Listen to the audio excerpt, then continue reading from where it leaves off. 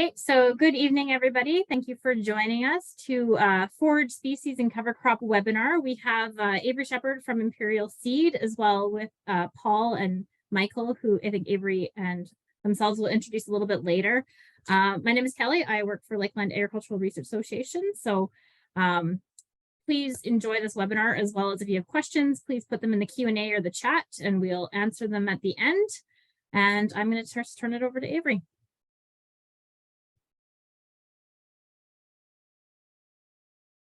With Imperial Seed, and tonight we're going to talk about cover crops. And I also farm and raise bison in northwest Saskatchewan, so I'm about 60 miles east of Lloydminster. Just so everybody knows where I'm at. I guess I'll leave my screen on there, Kelly. If my sound goes garbly, just tell me and cut me off, and I'll turn my screen off. So for sure. Okay.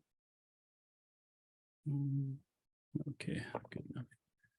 Okay, so yeah, well, tonight we'll talk about cover cropping and cover crop decisions and how we make them. So we'll kind of just go through the why we do it in the beginning here, because it's hard to make a cover crop blend if you don't know why you're going to cover crop. There's no point in just growing one for the sake of growing a cover crop and to be cool like the rest of us. But so the main reason we want to grow cover crops is to follow the soil health principles and to improve the ecosystem cycles, like Alan said last night.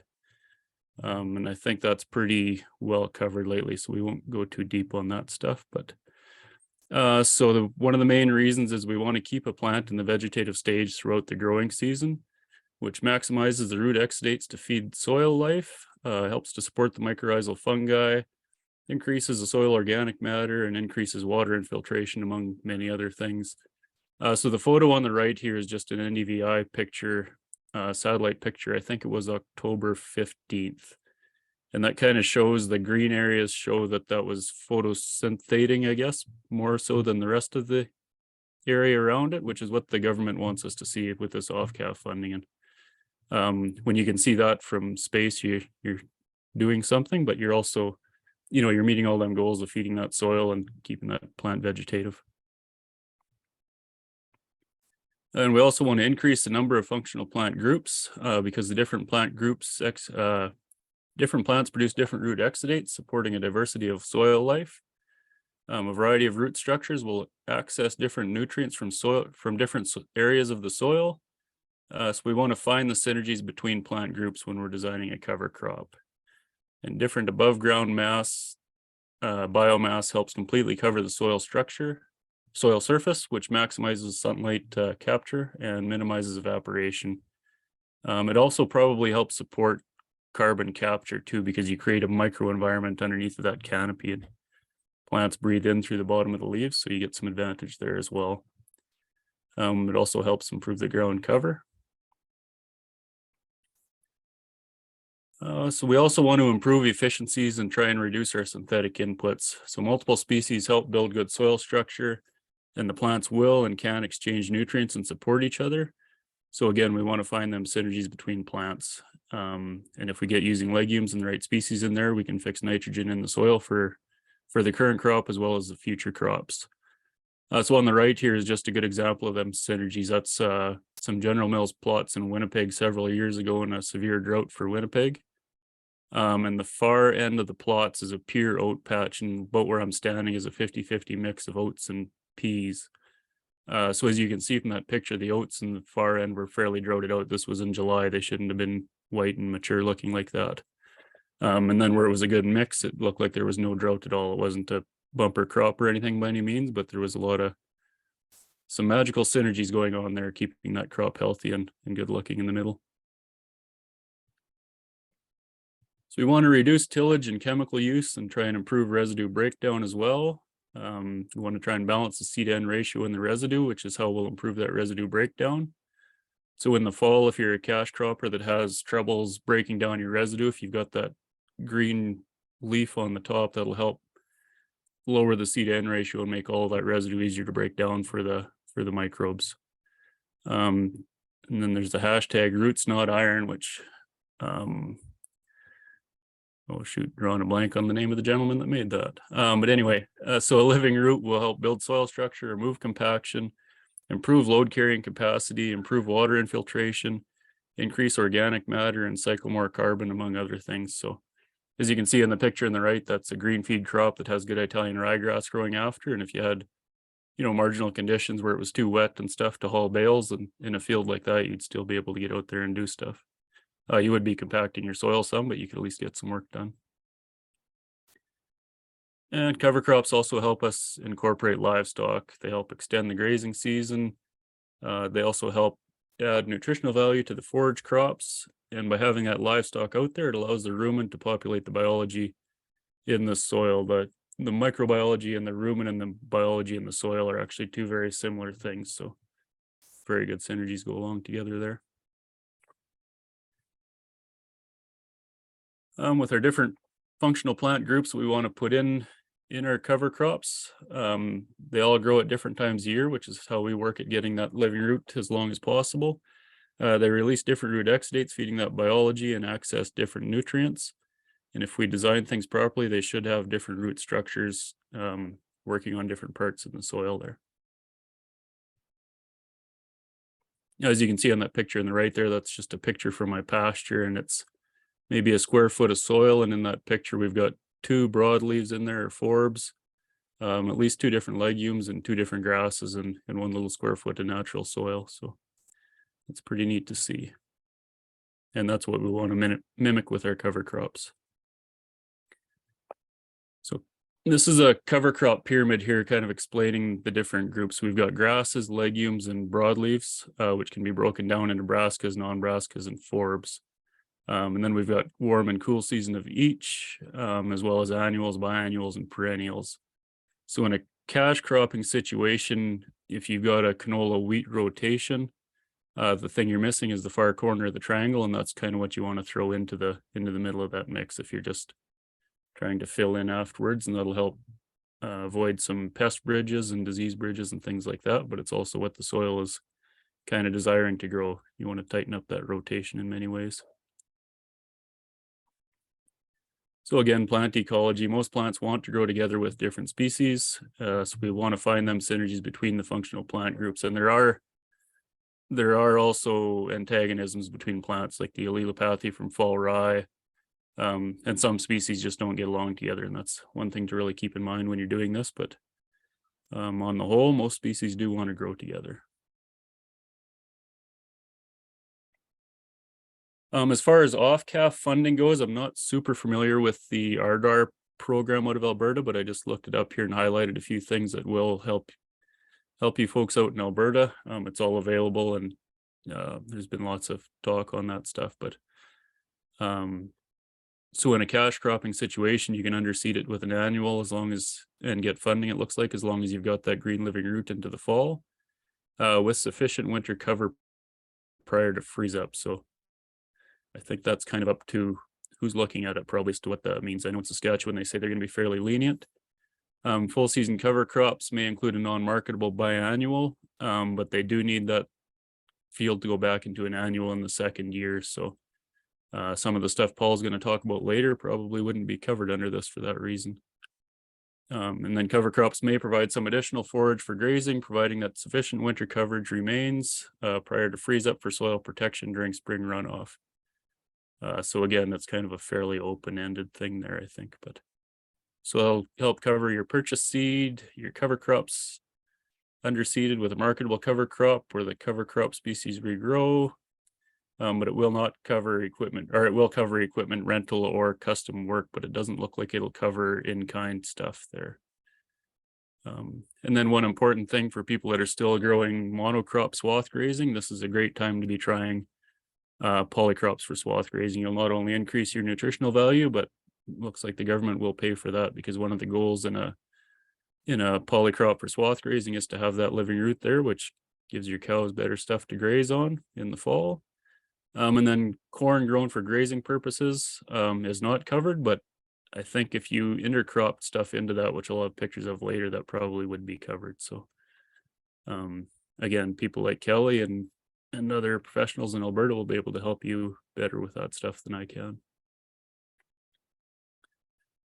So Cover Cropping in Western Canada is a book that Kevin Elmy wrote, and it's a very good book for people that are into this. It goes over all of the species, has some write-ups on soil health and grazing and different things in there, but I'm just going to use it to go through some of the species that we have and kind of go over the good points and the bad points of them, if there are the warnings for them, I guess, and where we might use them. So I'll do it fairly quickly, and then we'll get into the good stuff here. So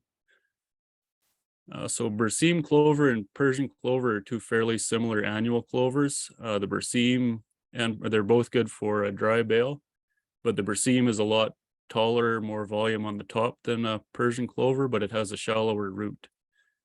So in dry areas, the Persian clover is a better species to use. However, the Persian clover on a good year will maybe get 16 or 18 inches high, which makes it good for possibly throwing into a wheat crop or something where it won't interfere with harvest, where the Berseem clover can be over 3 feet tall in the fall, depending on competition. So, is there anything important in the chat there, Kelly? I can't open that to read it at the moment. Oh, Blake Vince. There you go. Oh. No, I'll keep on watching it though. Okay. No, I can't close it because I can't see my cursor. Just excuse this for 1 second here.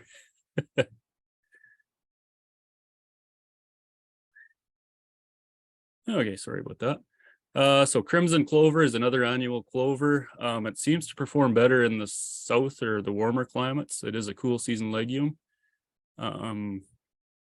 Seems to be hit and miss for performance as far as I've seen, but it does do a lot better in the south, and some guys prefer it over the Persian and the Berseem in the warmer areas.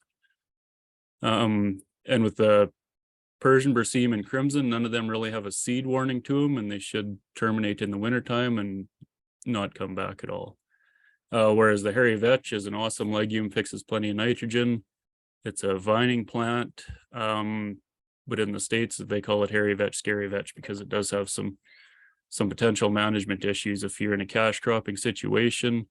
It's a biannual, but it can make a seed in the first year, and they're a hard seed as well, so there's a possibility it'll show up in future crops, which could contaminate canola crop, for example, in your sample. Plus, it's a long, tangly vine, and I've seen it as long as 11 or 12 feet.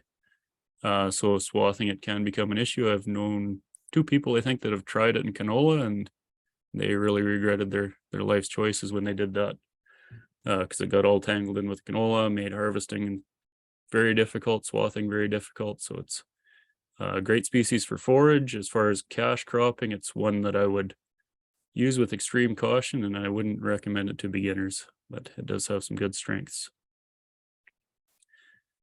Sweet clover, I think most people know a lot about. It was kind of a forgotten legume for a while, but we're really starting to use a lot more of it now, in forage blends as well as in cash crop blends, just for an understory crop. So, and then subterranean clover is a very short legume with a good taproot on it.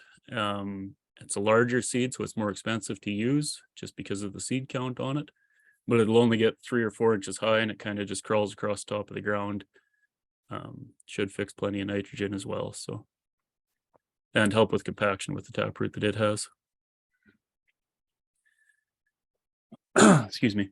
The white clover is a perennial clover. Again, these are all cool season legumes, but the white clover is one that we can use in a cash cropping situation in very low amounts. It's a small seed, so it's cheap to use, and it will overwinter and live through into the next year, but you're going to use it at low amounts. So it's got a lot of options to use it in a cash cropping situation.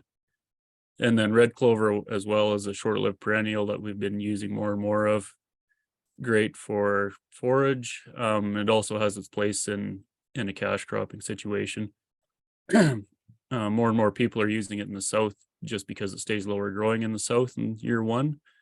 In the north, it has potential to be, in the wetter areas, it has potential to become an issue at harvest. But yeah, again, fairly economical to use in a cash cropping situation or a forage situation. Avery, before you move forward, somebody was asking about the detail that you showed on the colors on Google Maps and stuff like that. Maybe you can just talk about what that is actually. and like the layer and how they can do a layer themselves. Okay. Do you want to answer that one when you get to yours, Michael? Does that work? You know more about it than me, so Michael will get back to that when we get to his, and he'll explain it better than I can. So some of the other legumes that we have that I don't have in didn't pull out of Kevin's book, but are beans. They could be soybeans, fava beans, peas, which are you could be a forage pea or a regular cash cropping bean, lentils and alfalfa, things like that. And as far as nitrogen fixation and sharing in year one, the beans and peas are your best option for that. It's not something we carry with Imperial seed just because it's a large seed, and you're best to source that stuff locally if you can due to shipping. Now we'll get into the grasses, which is where you get your tonnage from in your forage situations. They're pretty much all mycorrhizal friendly and can work well for weed suppression in some situations. So, annual ryegrass and Italian ryegrass, and then you've got perennial ryegrasses as well. So when you're buying or ordering or building a blend, you got to be cautious of what ryegrass you're getting into. The annual ryegrass is an annual, very aggressive, goes to seed very quickly. I know of one gentleman that baled it, combined it, and baled it again in 1 year in Saskatchewan. So we don't use a whole lot of it because of that possible weed issue that it can become. It's also got a waxy leaf on it, so it's not the easiest thing to kill. Whereas Italian ryegrass is a very good grass for understories in a cash crop or for fall grazing under a silage crop or a green feed crop. Because it's biannual, it will not go to head in year one. It'll just stay low and vegetative like it as in the picture there. And because it's a biannual, it really wants to overwinter, and it'll stay green right into November, I guess, all through winter. You could basically graze it under the snow. Both species have a fairly good root on it, a nice fibrous root to help build soil structure in there.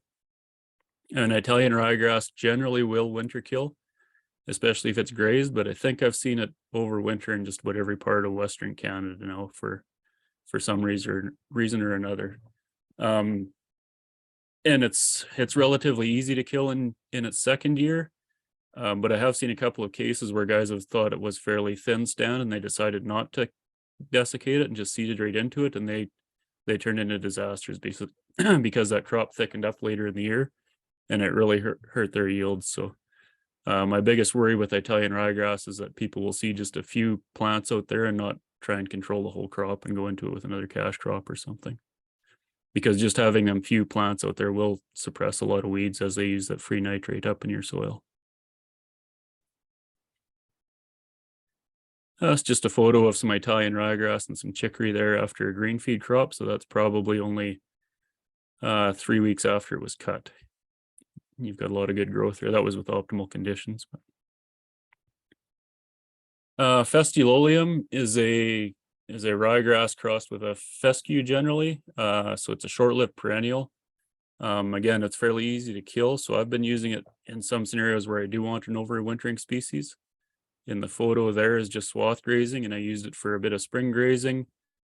Because with swath grazing, the one thing I don't like is that 40 days of spring growth that you're missing. So my bison were able to go out there and pick away at that fresh growth, root through the swaths in the spring, and then I'd supplemental feed them as well, but they just kind of spread the swaths around a bit and do a good job. But as you can see from that picture, it also helps with weed suppression, having that plant out there and using them nitrates again. My caution in trying this, I thought it was a really great system until 2021 when it never rained. So it did hurt my yield, but generally we get pretty good rains in the north here though, and we're all right with that. And there's several different millets. We have Japanese millet, which is very good for a dry bale, has good regrowth. I usually throw a couple of pounds of it in any green feed that I grow. It won't compete very well with oats, but if you have a field that has a lot of potholes that may flood out during the summer, the Japanese millet I've seen underwater for almost 3 weeks, and once that water's gone, it just pops right back up and grows like crazy. So rather than having nothing in them low spots, you got Japanese millet, and it tillers really well, even at a light stand. Helps hold the weeds back, gives you some forage in there, and yeah, sucks up that excess water. Golden German millet is also It's probably the best one for swath grazing. It's got a waxy leaf on it. So it winters very well. Clayton Robbins did tests on it when it first came into Canada at the research station in Manitoba, and I think they tested it in the fall and then in the spring, and there was only 10% loss in feed value. So if you're doing a lot of swath grazing or just in a marginal area, it can be a good species in a blend, because you're still going to have something in the springtime, unless the deer and the elk and everything else eat it, of course. Pearl millet and proso millet, just a couple more great millets for a dry bale. And then I've got a cheat sheet on the next page here where we'll share a bit more, but so the differences with the millets is the seed size, as you can see, and then the price. But see, that's where your differences in your seeding rates come in. And then it's got the primary uses written down on the cheat sheet here with the hay and the grazing and what they're good for. But generally, if you hear of a wreck because somebody couldn't dry down a millet for baling, it was because they grew German millet. The other three are all good for a dry bale or for silage, for that matter. And then you'll also note on there the days to maturity or the days to heading out. So another advantage that German millet is that 90 days to heading out. So you've got a lot of good growth in there before it heads out and starts losing some feed quality. Just a couple examples here of millet, and the photo on the left is it's only got about I think a half-inch of rain all season. Of course, that's a low spot and one of the better pictures in the field, but anytime you're in a real hot, dry area, the millets are what shines in that kind of part of the world. And on the right is at my farm, it's just a blend of all the millets. You can see some purpling in there, and that's the proso millet, I believe. It's kind of prone to that.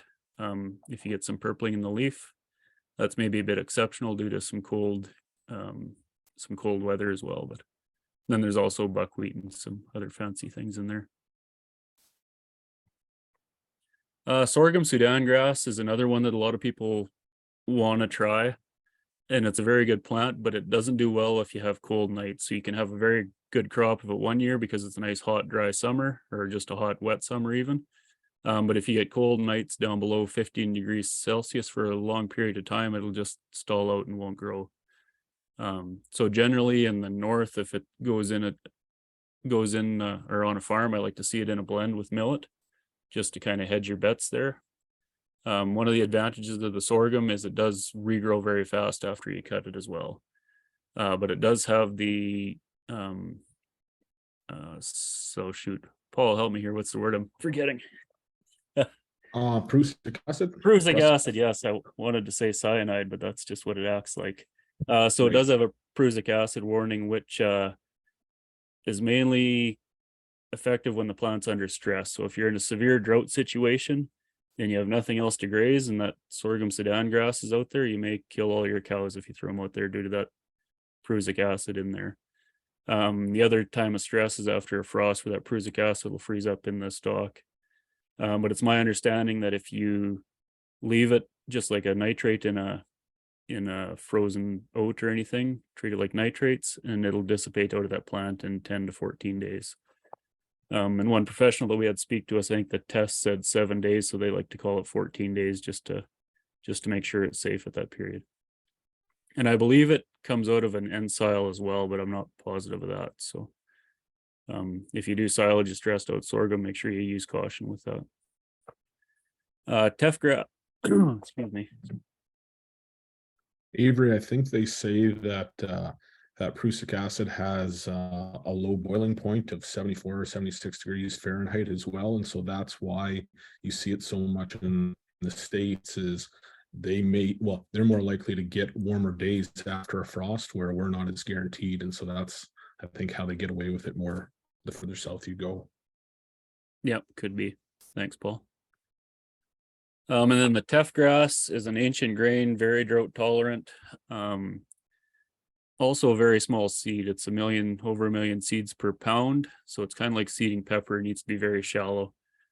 I haven't seen it myself. I've heard it does very well in a pier stand.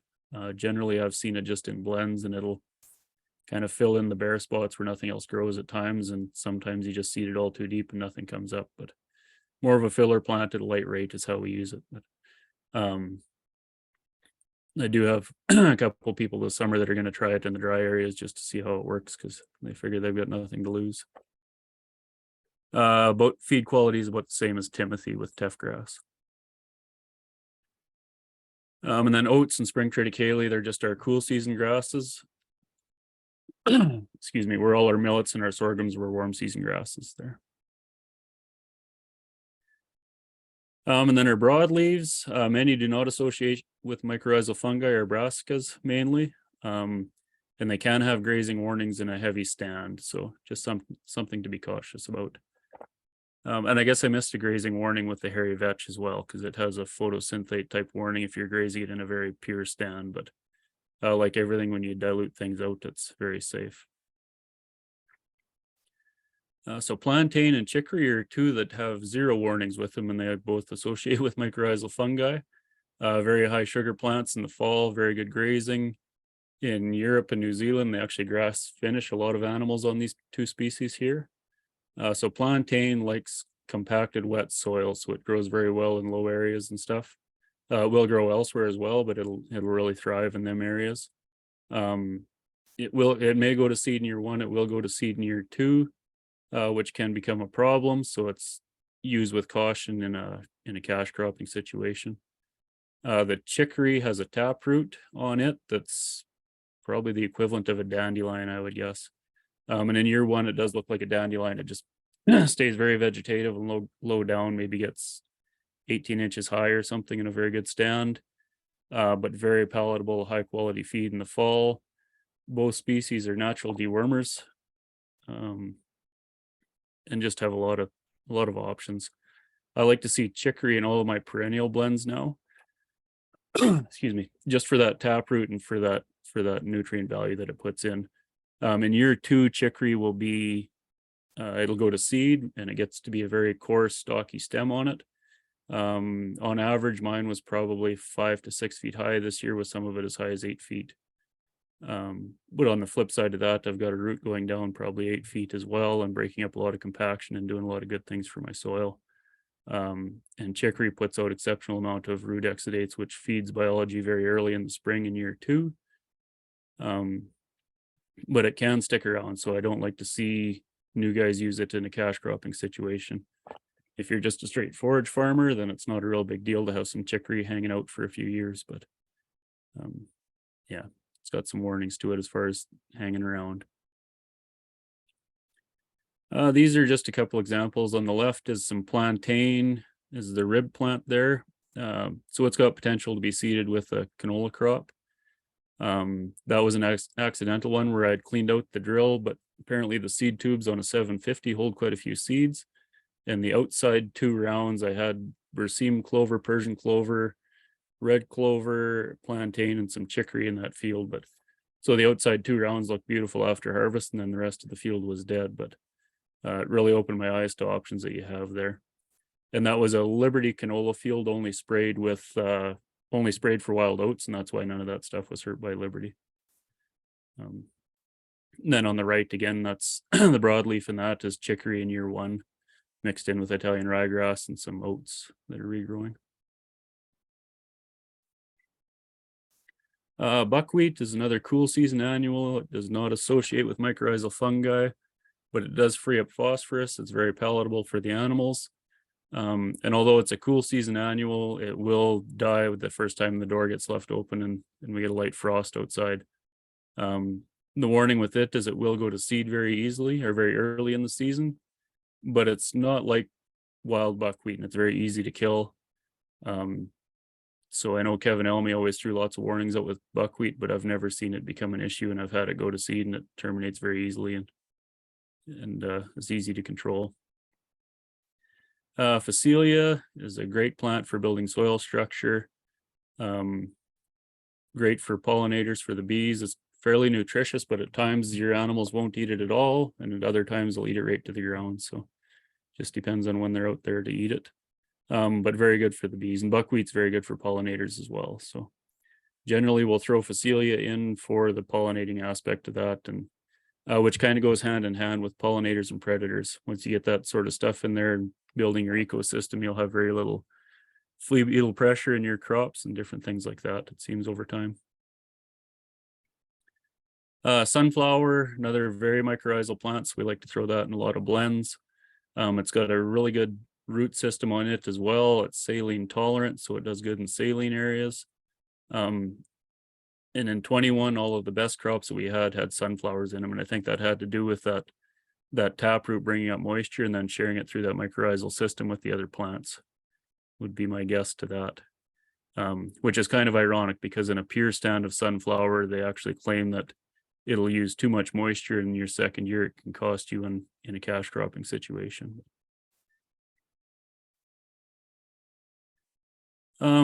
Collards, I'll just kind of group all these together, but collards and the forage rape are all biannual brassicas. They don't support mycorrhizal fungi. If they're seeded very heavy in a blend, they can cause issues. You'll have potential abortions, potential many things, but I think the optimal thing that was studied was about 10% of a stand being a brassica. But in light doses in a blend, they're a very good species to have out there. One of the unfortunate things of brassicas is they look the coolest out there, so we get too excited about them sometimes. Turnips are a great fall grazing plant, and they're actually one of the few brassicas that get grazed well in the summertime as well. In the summertime, your animals won't eat the bulb though, which is a good thing, because it'll go vegetative again very quickly, because it'll have that energy to do that. So that top left photo just shows a purple top turnip compared to a forage type turnip, and it's pretty amazing the difference in the top growth you can have between the two. In the fall, once it freezes, then the animals will really attack that bulb that is above the ground. Kale, very similar to the collards, good leafy plant. So generally with most brassicas, they're all winter annuals, and there's no weed warnings or no seed warnings with them. Tillage radish is probably the cover crop plant that started it all, I guess, because everybody got excited about it, but it turns out in our part of the world, there's very little time to use one. It needs to be seeded. If you're Lloydminster or North, probably July 10th or later. They say summer solstice, but I've seen it seeded July 5th and 6th, and it just goes vegetative and goes to flower right away. But once them days are getting shorter, then if it's seeded too early, it just wants to go to seed, and it won't put all that energy into the taproot. You'll just have a spindly little taproot going down, and it'll get 3 or 4 feet high and have lots of nice white flowers on it and go to seed. Where if you seed it after that summer solstice or later, like July 10th, like I said, then it wants to overwinter to go to seed the next year, and that's when you get that big tuber. It's putting out a good top leaf on it, and it's wanting to get all that energy into the root system. So very good nitrogen scavengers, very good at breaking up compaction, although it depends on the type of compaction you have. In a lot of cases, a fibrous root is better than a tillage radish. Very good grazing if it's not gone to seed. It has a bit of an allelopathic effect through the leaves. So in an organic type situation, if you were to seed it at 4 or 5 pounds in the fall and had enough growth to cover that ground sufficiently, there's potential to just go seed directly into that the next year, as long as you can move them leaves out of the way with a knife or something to free up that spot for your seeds underneath of it. Sugar beets, unfortunately in Alberta, without special permission from the Sugar Beet Council, I believe it is, you're not allowed to grow them, which is very unfortunate, because they're the best plant you can have in a saline situation. They'll grow in very saline potholes, help with your water infiltration, help use up that moisture, help cover your top ground, and also very good, very palatable as well. So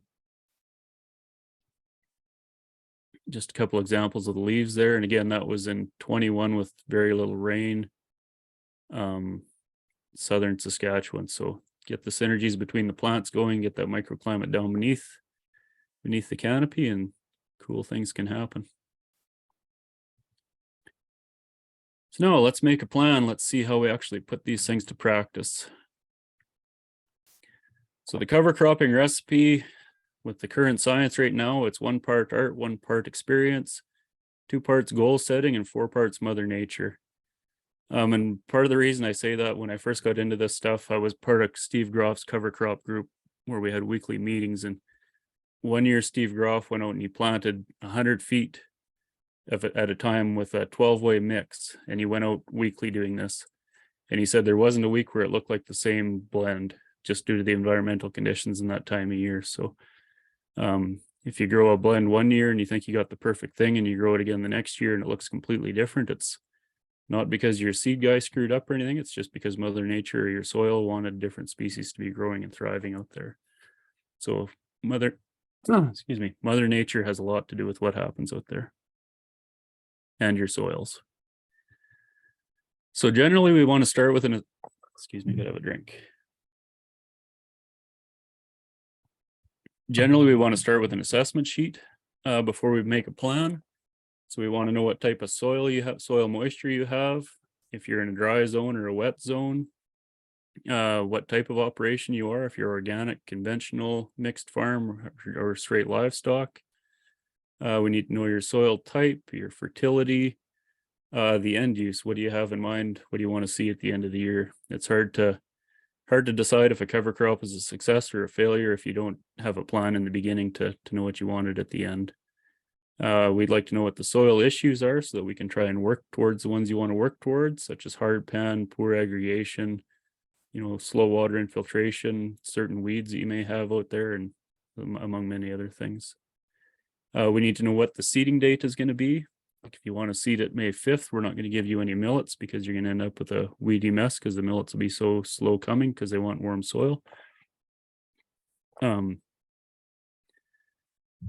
we need to know your seeding method, if you're going to drill it or broadcast it as it going into another crop. And we need to have a plan for termination, whether that's cultivation, herbicide, frost, or do we want it to overwinter? Are we going to terminate it with grazing? What are we going to do with it? So, and then another part of the equation is what was your last crop that you had out there? What was on that field? Was it canola? So we don't want to put any brassicas in it because we're going to have a lot of volunteer brassicas. Or fall rye, where we may have an allelopathic effect to worry about, things like that. And what's this crop going to be? What do we want to see at the end of the year?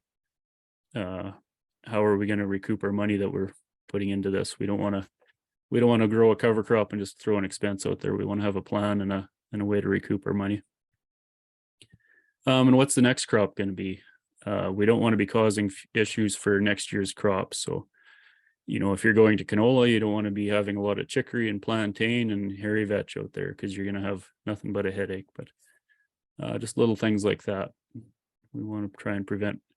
Do you have any weed concerns? Either things that may affect the crop that we're trying to plant or weeds that we can possibly work out with certain species that we throw in the blend to kind of negate that weed from wanting to come up. And what seeds do you have easily accessible on your farm? Not all cover crops need to be purchased and brought in. I've worked with many farmers before where at the end of the conversation, they went to their bins and cleaned some seed and went seeding in the fall. So it doesn't always have to be fancy to do to grow a cover crop.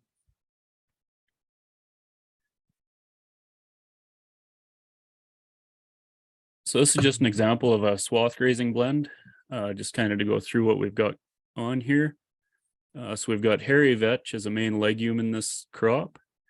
Also a very high protein plant for the fall for our swath grazing plant. We've got ryegrass, Italian ryegrass, to maintain that living root right into the wintertime as long as we can. We've got Phacelia. Nope, sorry. No worries.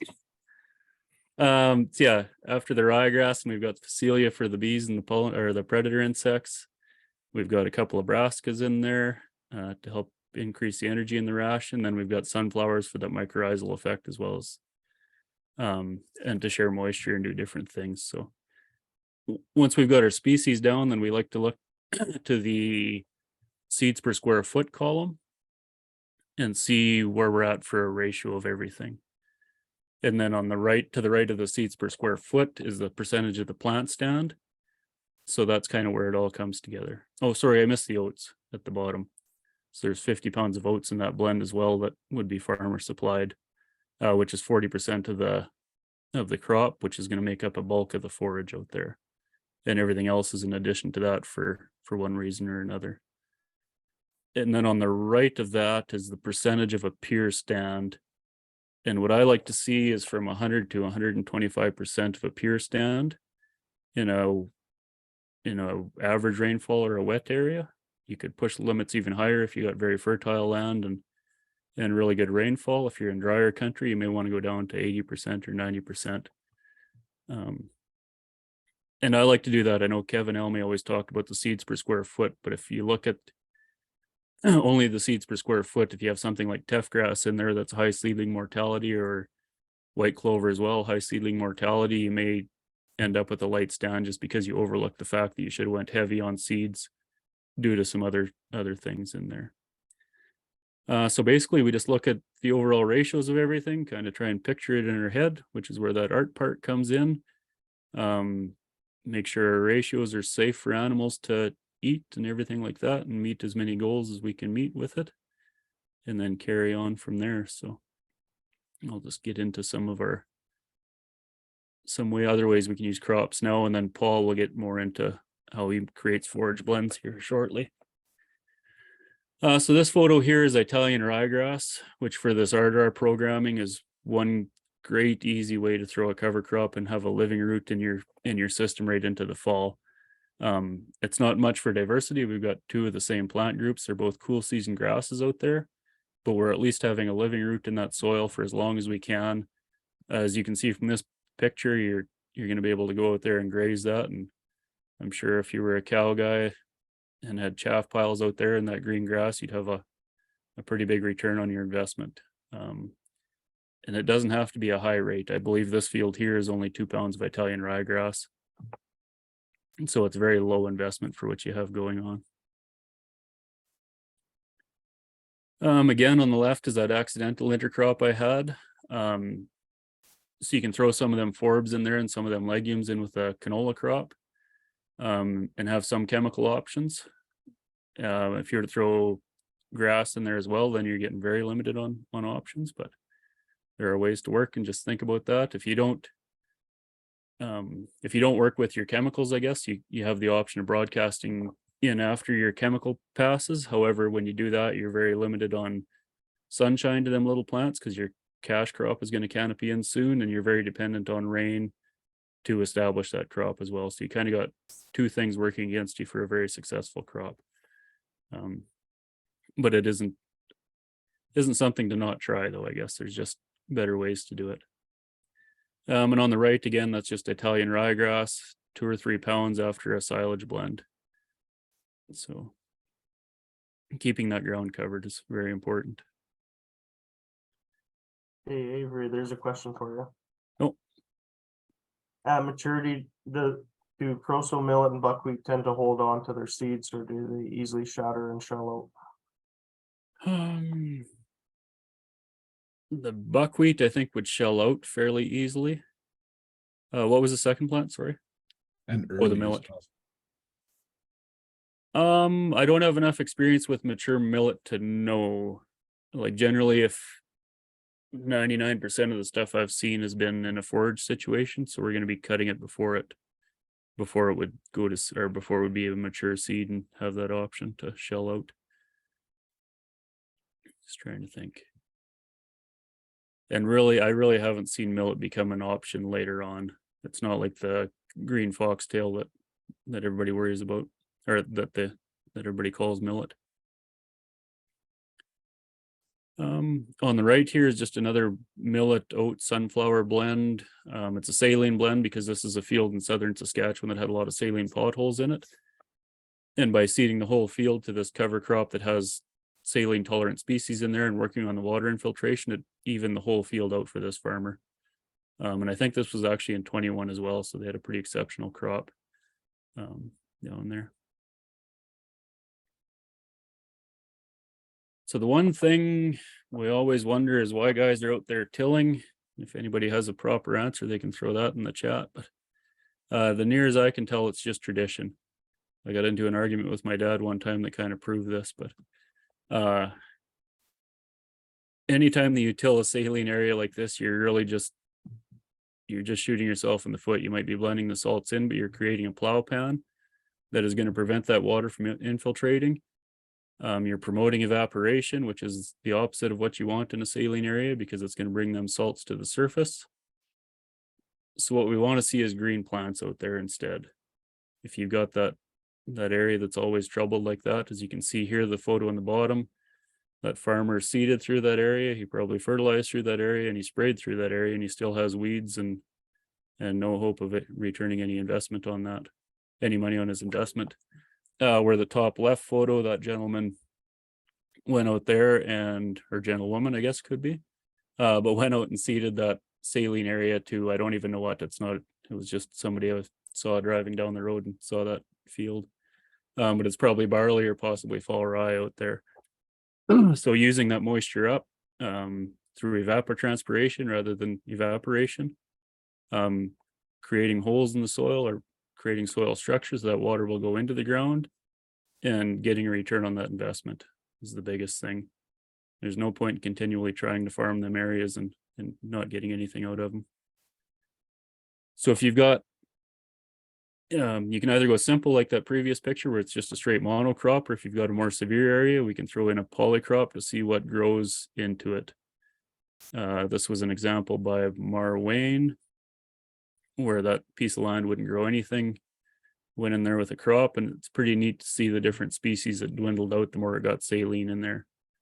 So over time, if you just keep working at it, you should get that water into the ground and have some hope for a crop in the future, or put perennials in there and then don't worry about it. You're never going to get rid of saline. It's always going to be a saline issue. But if you manage it accordingly, you can at least get a return on your investment. This is just a list, a few of the species that I found online. It's actually from Alberta in 21 years ago. This was made, I think, or 22 years ago. But so if you've got kochia, sugar beets should grow. But like I mentioned, you need permission to get that done in Alberta. And then if it's not quite as bad, you'll be able to get barley to grow out there, safflower, sunflower, fall rye, winter wheat, or spring wheat, or sweet clover. And then on the right to that is a list of the perennial grasses. And in many cases, that's the best thing you can do is just put them down to perennials, and then at least you can drive over them with your equipment and stop spending money without a return. Pollinator strips are another good option for cover cropping, taking some of that wasteland on the edge of your fields, trying to bring in predator insects to help alleviate bug pressure within the field, feed the bees, keep some landowners happy or neighbors happy with the views. But this is just a picture from Manitoba where we were working with the University of Manitoba on a project that they had going on a few years ago. This is an example of cover crops broadcast into corn. These were only 2 rows apart, but one was a 60-inch row and the other was a 30-inch row. Just shows what that lack of sunlight can do. Even the picture on the right, by fall, it did look pretty good because them are all species that are going to continue growing to some extent after the frost comes and the corn dies. But I believe this is a practice that would be covered under the RDAR programming. And when we do this, when we're broadcasting stuff in, I try and keep that cost down for the farmer to kind of that $12 to $15 an acre thing, keep the risk fairly low. If you've got the ability to drill directly into that, then you can maybe up your cost a little bit to ensure that you get a crop, because if you seed it properly, you're going to have a lot better chance of success out there. And the beauty of this, you get that living root into the fall, you get added forage for your livestock out there to improve that corn. It's a pretty neat thing. Swath grazing on the left photo here is just an example of some volunteer corn or canola out in the field. So if you know that's going to happen, you can try and keep that brassica level a little bit lower and keep that risk a little bit lower of your issues that the brassica can give you. And then on the right is just another swath grazing blend I did on my farm. I went fairly heavy on the peas in there because I didn't like the price of fertilizer last spring, so I just added more peas in there, and that's a 0 fertility field, and a fairly poor field to boot, but I had a pretty decent cash crop off of, or crop of swath grazing off of it. And then the thing that I've really been liking to fix the soil on my farm recently is getting into very diverse perennial pastures. And I raise bison, so we kind of have an anti-bloat animal. If you were to graze this with cattle, you'd want to be an advanced grazer, I would say, and use caution because there's a lot of legumes out there. But that was planted in 2021, and I thought I wasted my money, and that's the crop I got this year off of it. So it's just a lot of legumes in the beginning, but they'll dwindle out, but they're going to fix nitrogen for your soil as them grasses thicken up. And also fix your soil issues. You're removing all tillage or chemicals or vehicles passing over that, and you're going to fix your soil in a hurry. So if you got a real troubled field, I think going with a 3-year blend like this is probably a better option than to try and go with annual crops a little bit by bit. Just bite the bullet and get a good return on your investment. In Europe, they call these herbal lays, and they do a 3-year rotation of perennials that are fairly easy to terminate. And then at the end of the 3 years, they take that out, and then they go back in for 3 or 4 years with a cash crop. So it's kind of a neat little system, I think. Just another photo of it there. So I'm trampling down a lot of matter, really improving my soil in a hurry. This is another one of my poorest fields that I have on my farm. So if you'd have told me 5 years ago that I could grow something like this out there, I'd have told you were crazy.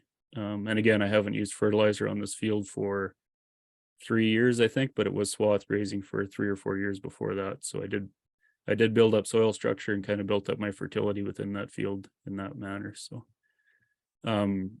reducing or eliminating synthetics with cash crops is something that's very achievable, but I wouldn't recommend it right off the hop. I would want to work into it. Make it one of your goals if that's what you want one of your goals to be.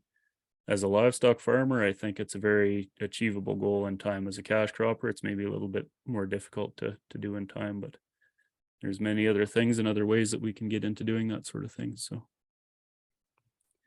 with that, I can answer a couple questions, and Michael, if you want to kind of get ready there, I think, I got a couple more. Sorry, and this is just an example of the root pictures, or the roots that are under them species that I have out there. I've got perennial ryegrass. I don't have bird's foot trefoil or burnet, but I do have chicory. Cocksfoot is orchard grass. Lucerne is alfalfa. Meadow fescue I have. Sandfoin I have. Timothy I have. Vetch I have. White clover I have. Yarrow I don't have, but I suspect I may in a couple of years if my grass doesn't thicken up fast enough. But just an example of all them awesome roots that I've got down in there, breaking up my hard pan and trying to turn my gray wooded concrete into topsoil again. And I had a similar pasture that I seeded in 2018, and this is what it looks like now in 2023. I destocked enough of my animals that I actually had to hay this pasture this year and got 3.5 bales to the acre off of it. And when I baled it, you wouldn't have seen that tracker sitting out in the middle of that field. It was pretty impressive. So when you get working at this stuff, you can really build up your soil and get some productivity out of it in the long run. So with that, it's now your turn, Michael.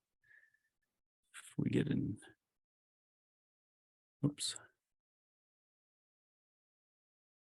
Stop sharing. There we go.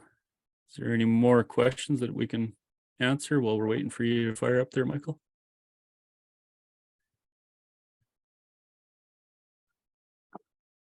Doesn't look like it. There's one at maturity to proso millet and buckwheat tend to hold on to their seeds, or do they easily shatter and shell out?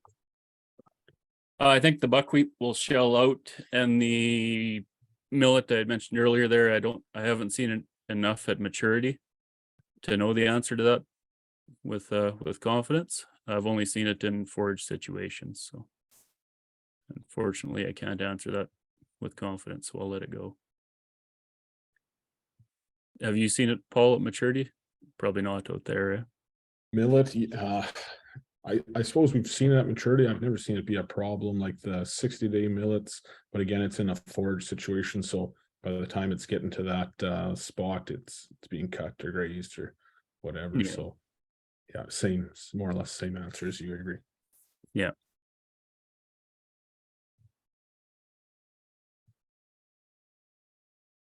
Dieter's asking what's most commonly used in the herbal lay.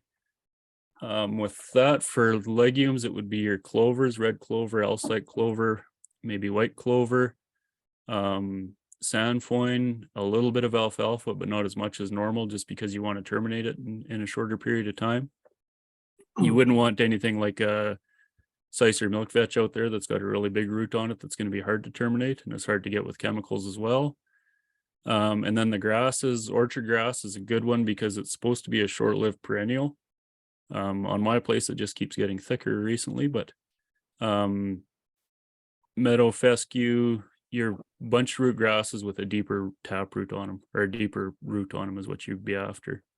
Try and fix that soil as fast as you can in that short period of time. And then they'll either silage it or graze it. So if you really want to do the most for your soil, you would graze it, but it would make great silage as well.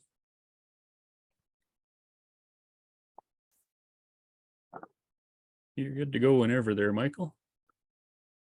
Okay, well, thanks, Avery. So Avery asked me to speak a little bit, so maybe I'll start with a little bit of a introduction. So we farm in Northeast Saskatchewan, right close to Melfort. So family farm, 4th generation, and as my dad would say, I'm the weirdest one yet because I just keep wanting to try new things. And I've always been that curious type that's always got to know the why. You know, why do we do this? Why do we do that? Trying to understand, you know, the strategy, I guess maybe the tradition, like Avery had said. So growing up, my dad had no intention of me farming. He kind of encouraged sports, encouraged anything and everything but farming. So I grew, was an 80s kid, and obviously farming wasn't that good until just recently, but I was able to buck that trend. And I don't know, maybe just because I'm stubborn, because he always said there wasn't money in farming, and I maybe had to prove him wrong. So we've gone through a transition on our farm. My wife and I have taken over the farm from my parents. So we've tried to make a lot of changes. They've been really good at letting us try things, even though they don't personally agree with it. But it's amazing what your partners will let you do when it's your own money and not their money. So, we've had a lot of successes, but we've had failures too. And I wouldn't call them necessarily failures. Either, we win, or else we're learning something. And what can we take from our learning to drive our business forward for the next 40 years? So I'll kind of take you through a little bit of what we look at. So this is for the 2021 crop season. Like everyone, we started out with good moisture in our area, but ended up in the drought. So as you can see, our pictures here, we have so this is 1152. And so we do variable rate. That was one of the changes when I came back to the farm. I said, you know what, I'm going to go after that 55, 60 bushel canola crop, that 170 bushel oat crop, and really chase these yields. And from what I learned, I had to really change the way I was applying my fertilizer. So that's the route we started with. We started with variable rate, made changes to our drill, made changes to our tanks, so we could put more product down. This is our anhydrous map. That's a variable rate. So we're putting between 120 pounds an acre down to 45. So as you can guess, the 45 pounds an acre are our least productive areas in the field. Now this is a half section right on our home half, and in my dad's eyes, it's flat and it's even across the board. When we started doing variable rate, the yield maps told us differently. The power zones, it just didn't say it was even across the field, even though it was flat corner to corner. So this is our mid-row blend that we put down. So between 80, 88 pounds and 29 pounds. So this last corner here, this is what's different on our farm now. The last 3 years we've been doing this. So we've been putting a cover crop in these poor zones. And kind of my thought is, well, if these zones are poor producing, what can we do differently besides just cut back on the fertilizer, besides seeing negative returns on that? From a risk management standpoint, how can we balance these areas? So on this half section, you can see that there's 63 acres out of 310. So, you get 20% of your field that is at extreme risk if you get too much rain or just not producing near what the other stuff is. So if you have 20% of your field that's not producing good, you got to have 20% of the really good stuff just to offset it to bring it back to zero. So all of a sudden you do that, you're at 40% of your field is just farmed just to break even. And it really frustrated me. So I'm more of a numbers guy. I have accounting and finance for post-secondary education. I don't have any formal agronomy training. So it was easy for me to look at the numbers and say, well, why are these numbers negative? Why are we losing money on this amount of acres? So my wife, I am very fortunate. She's worked in the private or independent retail for 10 years, and she's got her CCA. So she's an agronomy expert. So I always just say she's the boss of the field and I get to be the one in the machinery. So we work together pretty good. Lots of times conversations initially start out where we're butting heads, but looking at the profitability side, I don't back down. And, we, like Avery said, we got to plan out what we're doing, go through kind of that self-assessment. So here's, our 2021 crop year, all our VR maps that we did. Looking at this field was seeded to wheat, and it turned out to be a really good success. So one of the things that when I was discussing this, putting cover crops down is, well, you can't do it because we're just going to kill it with our chemical. And me being me, I said, well, why do we have to kill it? Like, why would we put down this investment just to turn around and kill it?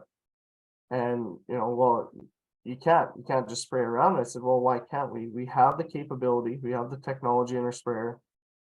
Let's build a map. So basically we took this map here and put it into our sprayer, and this is what it resulted in. And you can see it's not exactly, I think there was about 5 more acres sprayed by the time you get to these edges in that here. So instead of 63, we didn't spray 58 acres, something like that. But we did this on all our cereals.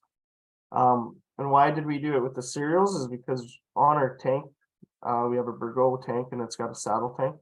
And that was really easy just to put the seed in. So I hate to say this, but it was so easy. My dad didn't even know we were seeding a cover crop. We just kept putting the bags in, he was seeding, and all of a sudden tank 5 would turn on in certain spots and then it'd shut off. It'd turn on, then it'd shut off. So he didn't notice it. It was logistically, it was really nice. We didn't have to go back and seed separately after the big spring push. It was all down at once. So that made us want to continue to do this. So when we looked at kind of just the water savings here, so we did a total of 891 acres. If we were to compare that, it doesn't seem like a lot of water, cutting out, 15%, 14.61% off your field. But try telling that to people in California that, when they go through a drought, they go through it in 6 years in a row, how much water. Try telling that to people in Africa who don't have fresh water to drink. So the water we spray with, we drink that water too. So, 431 cases of, of water, or 683 gallons it was. And yeah, you look at that. It's a big number, what we're seeing. So again, just going back to the water side, that was a big one because for us, water is it's a heavy logistic for us when we're spraying is hauling water. So our farmland ranges from right next door to the home half to 15 miles away. And if you're spraying at 10 gallons an acre, you're going through a pile of water. And that was one area we kind of learned the hard way is, okay, we're used to spraying this much, and all of a sudden we had extra water kicking around and we didn't realize, how much we weren't spraying. So took a little bit of adjusting on the chemical side. So yeah, here's just some data on water. I got the water from our rural pipeline where our pumping station is for our house. So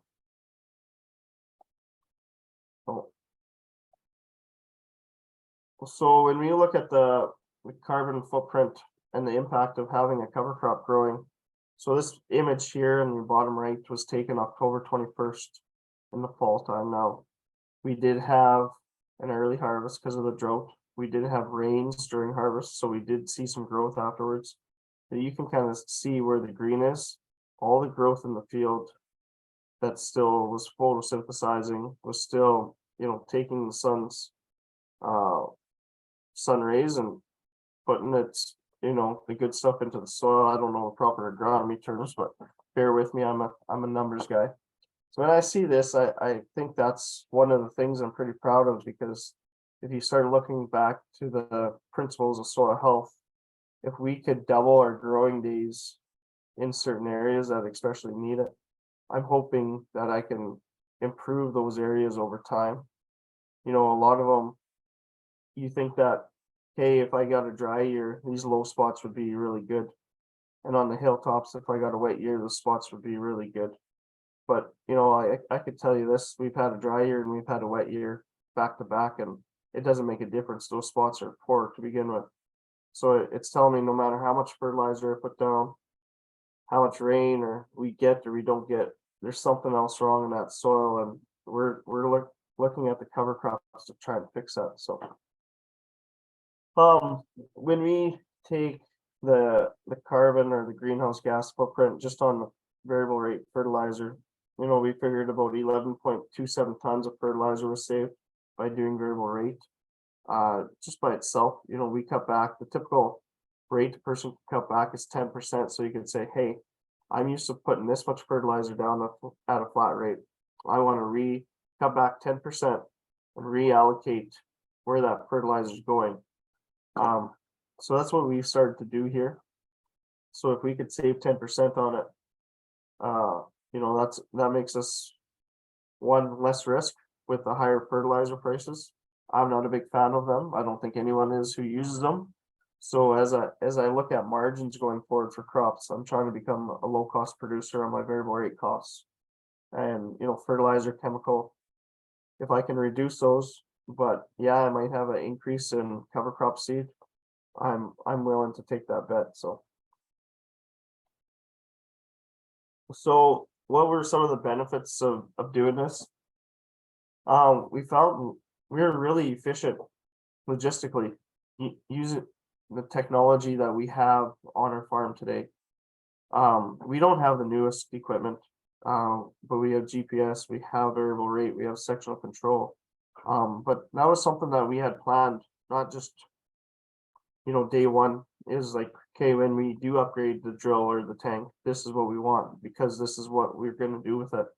And so we kind of, you know, it didn't all happen in 1 year. I wish my checkbook was a lot bigger, otherwise it would happen a lot quicker. But being young and coming back to the farm and wanting to make a pile of changes, you know, very soon, it takes time and trust with all parties to do that. So we're targeting specific zones and the challenges in those zones. So I wasn't really worried about the good areas. It's the low areas that, or the poor areas, I guess, that were really holding me back. So if I could improve those areas and make them better, that's kind of low hanging fruit on my farm for conventional farming. If I could improve those low areas, make them better, then it might give me confidence to continue to, you know, maybe it's 60 acres this year, maybe it's 90 acres next year, maybe it's 120 acres next year, until I have that confidence that I know I'm not going to have a crop wreck. Because at the end of the day, you need to pay the bills. Soil health is maybe a little, it's tough to put a value on, and it's scary. So especially when you're working with an older generation who's worked 40 years to pass that farm down to you. So taking it little by little has really helped us. Maintaining a living root year round. I'll just go back actually to this page right here. Some of these areas are high water flow areas in the springtime, and we saw like a little bit of washout come historically. So having those living roots there, we've saw a benefit. And so now we're starting to put it down, you know, higher rate, especially where we could see erosion in the springtime and runoff, because we want to hold that dirt together. I don't want to go have to go with the cultivator and fix it so we don't for the tractors and stuff like that. So that was one thing we weren't really planning on, but the way spring happened, it showed us and taught us a lesson. So it's something that sticks with us now. Armor for the soil. Typically, those were the areas that we would go back every fall, cultivate. Every spring, go cultivate. Make it black, try and dry it out. And I finally said, you know what, like, we put on a pile of hours on the tractor. You know, the tractor doesn't run for free. You got to have a man in, you got to put diesel in it, and it depreciates. Every hour that tractor you put on it, it's depreciating it. And I said, well, why do we do this? Well, we got to dry it up. And I said, well, I'm 33 years old. I've watched probably since I was, I don't know, say 15. I actually started paying attention, and 18 years of doing the exact same thing, and we haven't gotten any improvements. So I said, let me try this and see if we can see improvements with it. Because, if you've been doing this, Dad, for 40 years, maybe it's time to try something different. Typically those areas are black and bare. And the one test that we did, we took just a thermometer, and we went and we took it was like +30 out in the summertime, and we went to the pavement, the local highway, took a temperature of it, and then we went to a black part in the field that was saline. There's no growth there. Took a temperature of it. Then we took a temperature of where we had like a cover crop, and it was amazing the difference for temperature. So you think about, do you want to be in a +50 environment, or do you want to be in like a 15-degree environment? Which one would you rather be in, right? So you think about all the living, the microbiology that's being probably cooked right out of there can't be good. So keeping the ground cool. Diversity in a system. I look at it too, like we were wheat canola mostly for rotation. We've started to improve our rotation with different crops, but we've actually got about 15% of our land into full season cover crops that we're trying to rotate, be part of that rotation to help with all the things that Avery talked about. So it can be grazed afterwards if you had portable fencing and water is available. So we do have this set up in certain paddocks right now. We've got neighbors that have been cutting and baling it instead. We haven't got the cattle quite on the land yet, but we do have fencing and water lined up to do that in the future. It's so good that, to be honest, I haven't really saw a lot of deer directly around our house lately, or wildlife, but since we started to do this, we saw elk come, we saw deer come. And then an interesting fact is we got a neighbor here, she's got some horses, and the horses would tend to get out and they'd run right through an oat field or a wheat field and go across the road into a cover crop field, and they'd be out there all day eating while she's gone. But it's kind of was interesting that how much the animals know, like even the deer, the elk, they were in the cover crop, not so much the monocrop grain. So one thing that we were kind of concerned about was quality when it comes to our grain that we're combining. So in these spots here, we did have wheat seeded, so we combined everything right through here. So the yield was varied, but we were kind of worried that maybe this wheat would get rejected or that from the elevator, but the crop that the blend that we put down was a low lying blend, and so it didn't interfere with harvest. The only one that kind of did was the sunflower. It went right through the combine though, and the sunflower was one of the crops that really got the neighbors talking and going, what the heck are you doing in your fields? So we've done it now 3 years, and we haven't had any issues with quality of grain. So this is kind of what really made me want to make the change, is putting down, what's their cost, what's their profit, looking at that. And if I'm losing money on something, I don't like it. If I there needs to be a reason for change. So being easy or convenient doesn't cut it in my books, because why am I doing it if I'm just going to lose money? So here's a profit map on what we did. So how you figure this out is you take your cost of your fertilizer that you bought, the cost of your seed, chemical, everything like that. It takes that variable rate map in there. So you could see that in these areas here where it's red, our cost of production is actually lower in those areas, but so is our yield drastically too. So on this field, we made on average $107 an acre profit. So that's including equipment, everything like that. So we put sale price for $8 a bushel, and the cost of production is $296.20 an acre. So when we look at that here, these two basically say what's the benefit of the variable rate versus a flat rate option. So it brings down our cost of production by, well, I think it's $15 an acre roughly. So just under $15 an acre. Well, that's a step to making my farm a low cost producer or lower cost producer. So basically that's going to make me more money in the end. That's what I like to hear. Remember, I'm a accountant, and accounting and finance on my brain. So we did see some troubles or some challenges agronomically with it, like what chemicals or what are the weeds going to be in those low areas. There's concerns with dandelions and things like that, but I just keep telling my wife, well, if this chemical is so good and we're paying $20 an acre, shouldn't it kill the dandelions when it's a little bit bigger too? Or let's not worry about that. Let's worry about the bigger picture. So we can what if ourselves to death here with some of this stuff until we actually try it. So yeah, our cost of production is here in our profit map, and that's kind of what has made me want to continue to do this.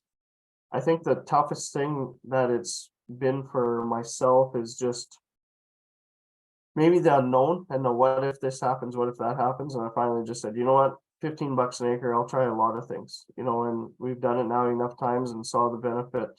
We're not talking about 50 cents an acre, $2 an acre, $15 an acre is, when you add it up across the farm, it's quite a bit of money, and it lowers my risk, I think, personally. So if you look here, actually, so this was in 2021, and you look at the profit where it was the most profitable, it was in the low areas where we cut back on our fertilizer, where we cut back on our inputs, because yeah, yield was down, but there was still some yield there. And where I had the most amount of money I lost was realistically in the best areas that I had. So in 2021, I think this kind of made a huge difference for profit on our farm. So, and yeah, this is the boss. Like I was telling you about, my wife, she's an agronomist, and our 3 kids, and I just keep looking at it as saying, well, I want to continue to try new things. I want to continue to push the limits on what we can do with cover crops with precision technology. I worked at a local dealership when I was younger, installing precision technology. I am not a tech guy. I'm glad I didn't get stuck on mute and start talking. So that's been good. But I realize sometimes technology is necessary going forward, especially when it comes to making things easier for yourself. GPS has done that, variable rates done that, it sure helped us out. And I think technology, we're using soil probes, weather stations, scales left and right here, variable rate technology, sectional control. We're doing some, quite a bit of testing just to see what we learn. So we're not scared of trying new things. We're always trying to push the bar further and not just be, well, this is the way it is because this is the way we've always done. So I'll maybe open it up to some questions here now if anyone's got any. So What were your cover crop choices, Michael, for not contaminating your crop? wow, good thing I pulled it up on my phone and had it ready here. I forgot to print it out, but the cover crop we're using now is we got turnips, beets, clovers, fastolium, winter triticale, and sunflower. So we've kind of been tweaking that as we go, and just by being out in the field and what's working and what's not working, we've kind of come to that now to say that that's what we're going with, and we'll continue to monitor and maybe tweak it and maybe try a few things. We actually tried this year in some low spots some beets with canola as well, and we had great success in some low compacted areas with that. So yeah, that's the blend we've been using in our cereals though. Looks like Shorty has a couple of questions.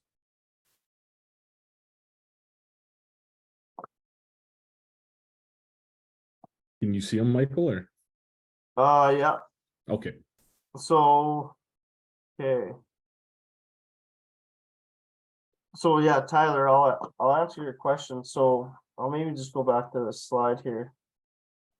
So this is just an NDVI. So this is one of the providers. So basically what that green is telling you is that there's more green in the field. And where it's yellow, a little less, and where it's, these red areas, quite a bit less. So where there's green in the field, I think this chart that Avery showed would probably be what's called exponential NDVI. And what that does is it takes everything in that box and it compares it to everything in the box. So where it's really green, it's going to be really green. And where it's black or bone dead, it's going to be really red. And it really helps tell the differences even better within that panel. I didn't do that on this one, but that's basically what your NDVI is. And there's other different satellite imagery you could use to kind of play with. But I know for us, we did some canola field, and we did basically the map that Avery did, and it was a big difference where we had canola stubble and what the cover crop was. It was like red and then bright green, like it's really showcased it pretty good. So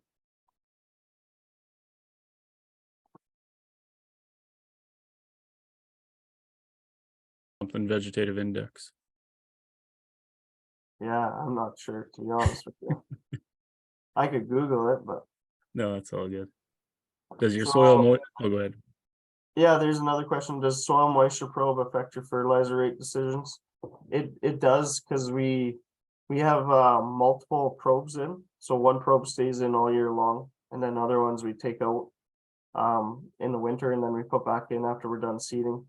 So what we do with that is basically we say, how much water do we have?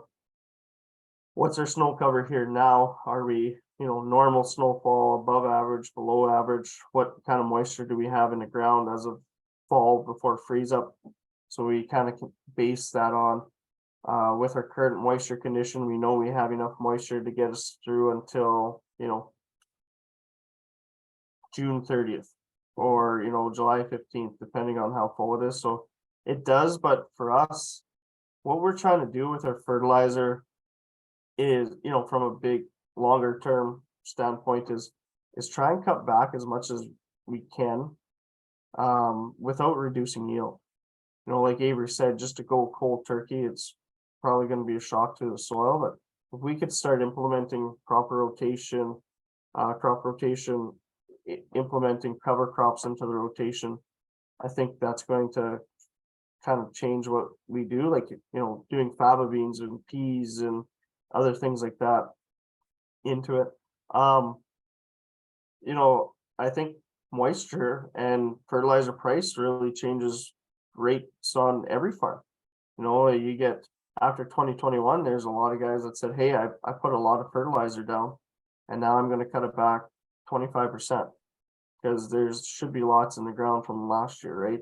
And so we had nitrogen here at $1.25, and lots of guys are, well, I'm going to grow peas because the fertilizer's too expensive, or boss is, $1,300 a ton. And well, instead of putting down an average of 30 or 40 pounds an acre, we're going to cut it back to 20. So yeah, moisture probes definitely do. It helps us anyway. So So next question, if you own cows, would you do a cow by cow profitability study? Well, I'll never own cows. I don't own a pair of cowboy boots. I like my cows in my freezer or on my plate as steak. I have lots of family that own cows, and when I go back there, that's enough for a fix for me. But to be honest, I think you got to do a cow by cow profitability study if you have cows. What's, this cow doing versus this cow? I was listening to a presentation, and one thing they were saying is they would weigh cows after every type of feeding system that they put them on. So they put them in a slew, and they'd weigh the cows, and 15% of the cows would put on weight, and the other 85% wouldn't. Well, those 15% are the cows you'd want to keep going forward, right? If they could put on weight when you're feeding them the worst of the worst, that's pretty good. So I think you should be doing that. Are you measuring water use efficiency in the low spots with covers versus without? So we are. Right now we're on year 4 of we just completed year 3 of a full season cover crop, and so across the road, kitty corner, we have just a conventionally grain field, and basically that in the springtime we're going to pull it out after 2 years. And one thing that really changed our mind is in the fall time, after those rains came in 2021, it showed that we had another inch of available water in the ground.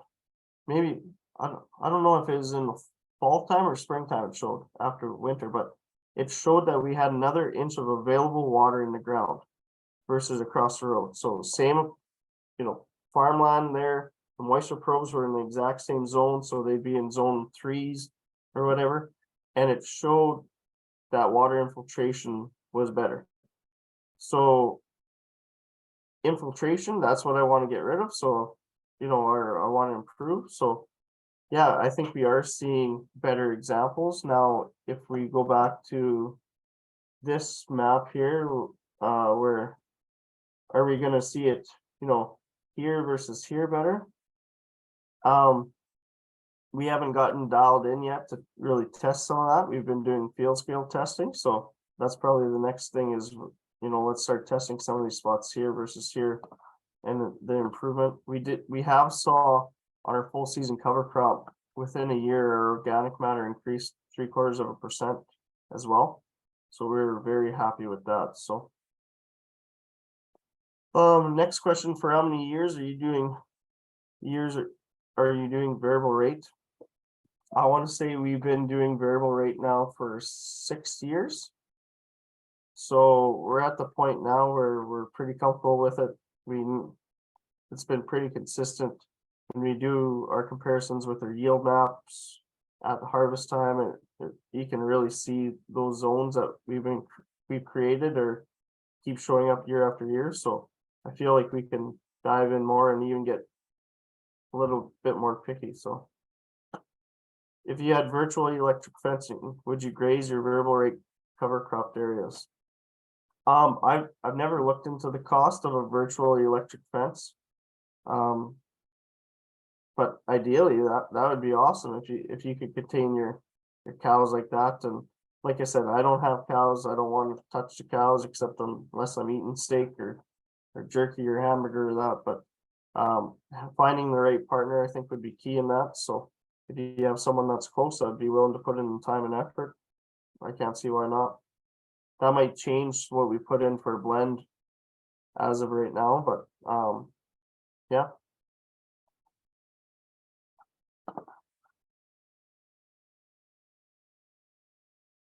So I'll stop sharing here. Okay, I'll share mine. Hopefully. If there's any other questions, just send it to Avery and he can answer them. He probably knows quite a bit, so, or else he can pass on my contact information. You bet. There'll be some time at the end, probably. Can you guys see that? Okay. Yes, sir. All right, well, my name is Paul Kernalugeun. I farm with my wife and parents at Birch Hill, Saskatchewan. We're milking cows up here, so all the seeding we're doing is for forage. We silage everything off, and I will try and go into more depth as we get going, but I left this as number 6, so I guess there's nothing new to you guys. The 6 principles of the soil health is context, and I think that's where this species selection really comes into place here, doing what makes sense. So I think you have to start with addressing the individual field resource concerns. Examples: water infiltration, compaction, weed pressure, building soil organic matter. There's probably 20 other resource concerns, but when I first got into this, like I said, it was just for forage, and I was working with Kevin Elmy, so high yield, high quality, simple as that, you know, and soon learned it wasn't necessarily as simple as that. It wasn't a magic bullet. And if you just back up and slow down a little bit, if you start addressing, trying to fix your soil first, I find you get ahead a whole lot faster, and those things do come a lot easier later. So yeah, like I have here, choose your species for your resource concerns. Oh.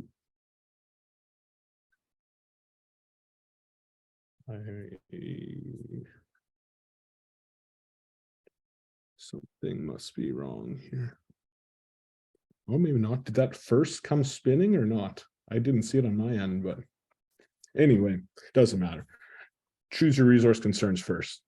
So I just thought I'd go through a couple simple things here, things that we've done over the years, showing we chose the resource concerns first. So this particular piece was down by the river, very light land, very sandy. It was going to be the field we seeded last, so we thought we'd go in with a warm season, things that we thought would grow well. So we chose a millet-based blend. And the whole point of this blend was supposed to be for feeding deer for a neighbor. And he just wanted us to come in, seed something. He hadn't been there. I got a phone call in August. He hadn't been out there to look at it. And he was totally panicked, said, "You got to come here and take this away because I'm not going to be able to see the deer." So we went up there and silaged it. But I do feel that it was the species selections based on the resource concerns that it ended up being this good, because he had grown lots of conventional things up there, never had a astounding success before, and we took this as a success. Another example, tired hay stand. We actually took this piece, did 5 different trials in it, just 5-acre trials, and what we found did the best in tired hay stand, seeded directly into it, no fertility, was the high protein blend. Your legumes and everything, they just exploded.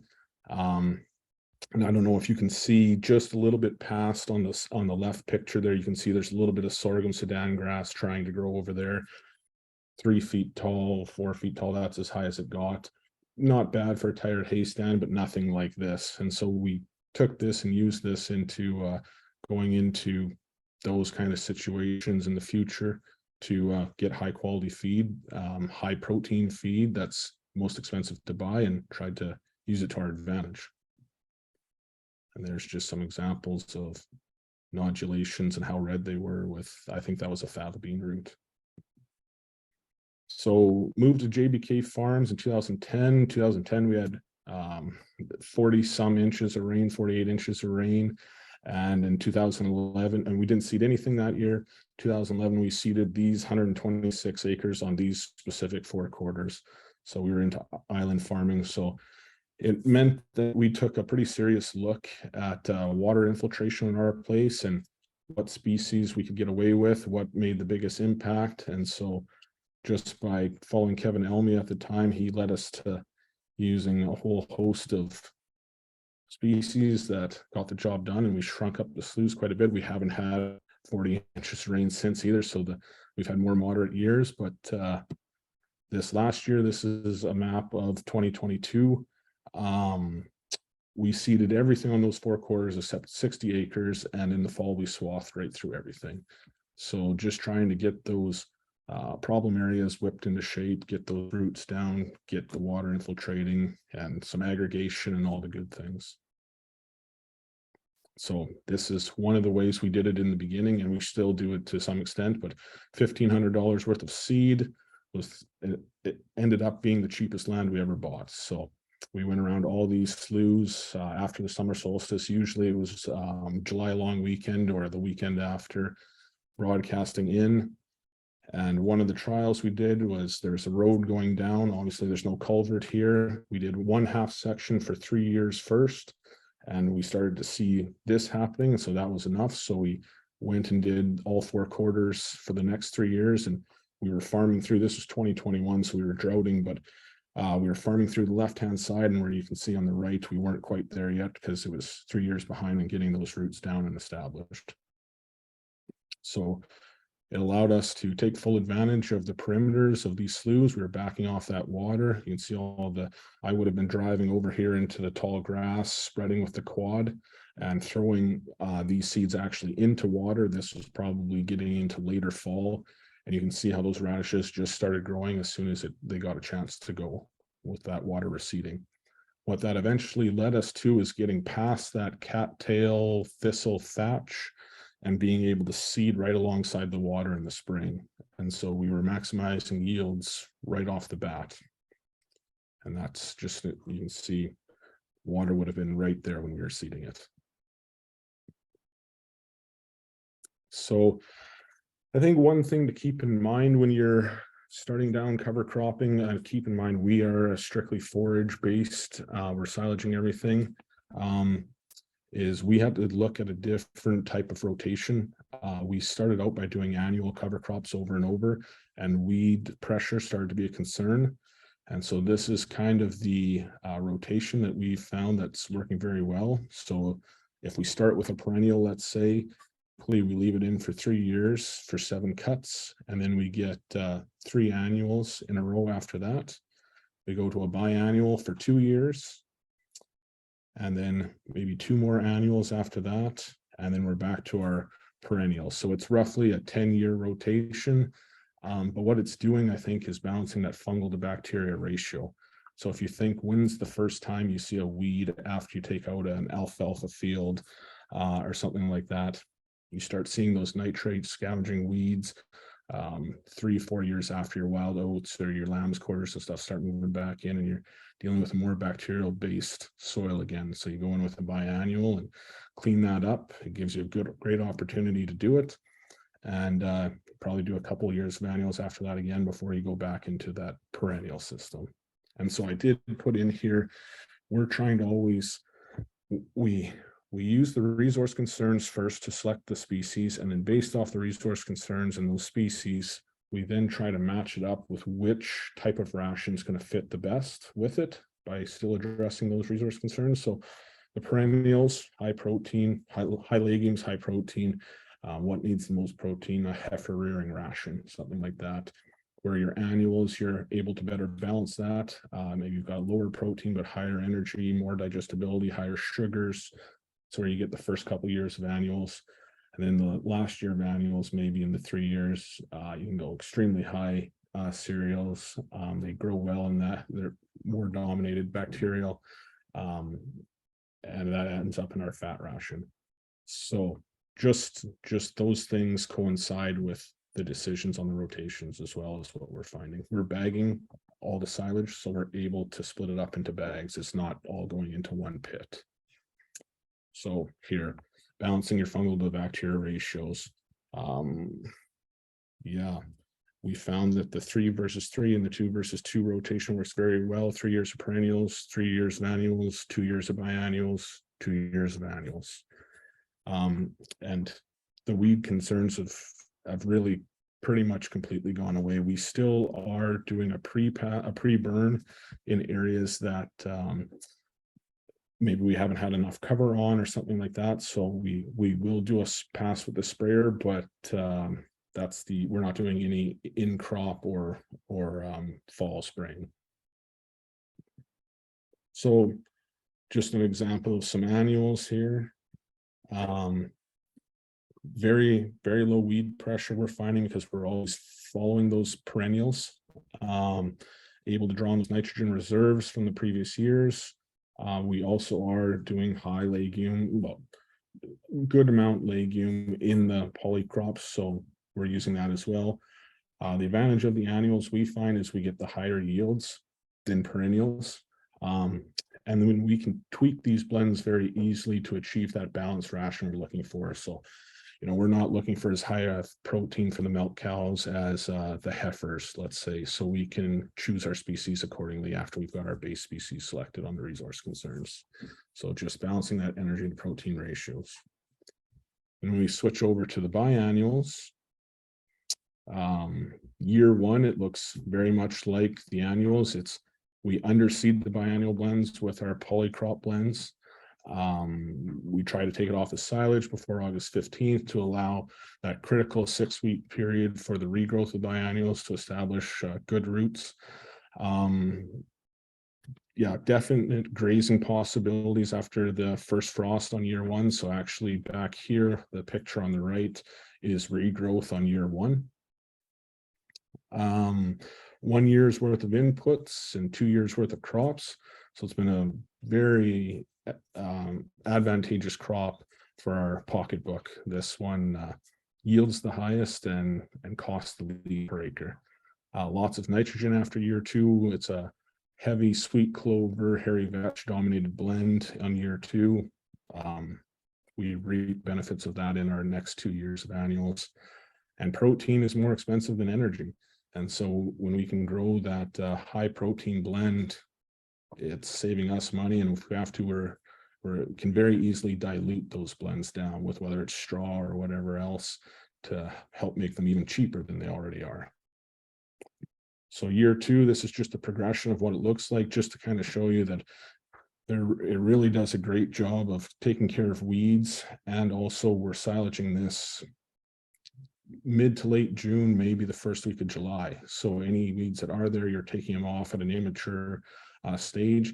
You can either let all the regrowth come back or go in with a warm season blend. We've done both work very well, but you can see if there's any concerns of weeds, these biannual blends just do a heck of a job at taking over everything. And we're struggling to find a solution for that in the early days, growing annual blends over and over, and these biannuals or the whole rotation in general has really cleaned that up for us. So just an example, so if I'll go back one more time. So we were waiting for this blend.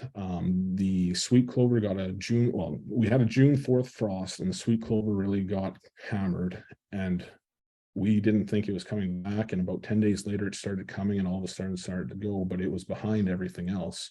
So we thought we might as well leave the energy or the heads fill in this trit. And so we waited for the starch to be in the trit because we didn't figure the sweet clover was going to amount too much. It ended up coming back, and it actually beat the trit out, and it went to full bloom. But we were already halfway through our flowering in the trit, so we made the decision to wait it out. It was a hard decision because we knew the trit, if we took it in halfway through flowering, was going to have no value in the heads, and our sweet clover was 100% bloom, so we were losing protein by the day. We did wait for the starch. We got the starch and we silaged it. And even with that sweet clover in full bloom for, safe to say, 2 weeks, we still did 19.2% crude protein. Crazy. I was expecting 13, 14. Protein's super expensive. Canola meal is almost at $600 right now. Soybean meal, because Argentina continually goes up every week. Ask Michael, he follows it. Still very good energy down here at the milk here, 2410. So high protein blend, adequate energy. The heifers are fed an entirely forage diet. We're spending nothing on raising these heifers. We're diluting this silage down. These animals are reaching breeding size very quickly. 10 to 11 months, they're hitting their benchmarks of 850 pounds, 52 to 54 inches tall. That's roughly what they're saying a 55% of a mature cow is. They're breeding extremely well. We haven't found that the conception rate has been affected at all by not supplementing them. If anything, we're starting to see it go the other way, especially in the milking herd. Conception rates are very good. And like I said, it's the most economical ration. You spend, I don't know, We're probably very heavy on these blends. We're up in some heavy land, and we probably spend more than you have to. But say you spend $80 per acre for 2 crops, and you're taking out as fed wet silage, probably close to 25 to 30 tons between the 2 years, plus the regrowth. It's not very much money per ton, and that's only input costs. I don't have the seeding cost or the harvesting cost or the land cost in there, but we're only doing the seeding once, we're doing the silaging twice, probably grazing the regrowth. So by far the most economical, and it's giving us what's most expensive, which is the protein. So we like it very much. So those are just some examples on how we go through on our farm and select some species and use it to our advantage. And if there's any questions, I'd be happy to go through them. Oh yeah. What is the high pro blend? Is it mix of annual and perennial? What is your high pro blend? Not sure which one we're calling the high pro blend, but if you Your are high protein. Oh, high protein blend. Yeah, that one way back there, it was mostly annual clovers. Annual clovers, there were some vetches, so arguably a biannual in there as well, but no, there was no perennials in that. It was just a 5-acre strip trial, and it was coming out of a perennial. So we weren't interested in going back into a perennial right away. Do you ever develop a system that had all 3 annual, biannual, perennial type plants into it? We have used it in the past. Yeah, it works well as well. Whether you sprinkle a little bit of alfalfa or perennial grasses in there, it's just a concern of how soon you can get back out in the spring on year 3 maybe, and how far advanced those things get in front of those first annuals. But there's ways to get around that too, to maybe hold them back a little bit in the spring. But we have experimented some. I not enough to comment a whole bunch on it though.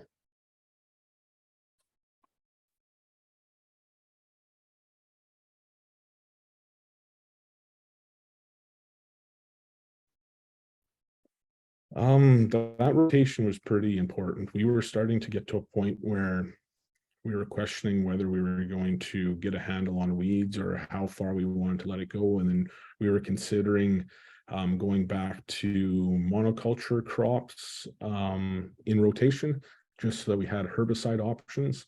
And I mean, if it's a mixed farm, that's perfectly fine. We were all forage. It was something we didn't really want to go back to. We liked what we were doing, and the biannuals and the perennials just in a tightened rotation really helped us.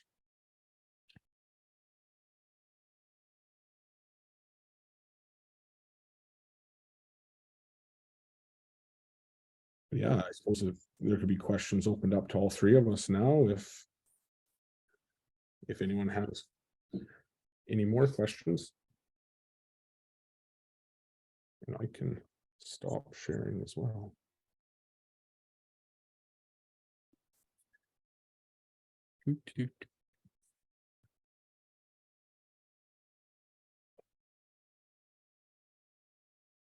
There's a question for you, Paul. Okay, how has the milk quality improved as plant species been added to your blends?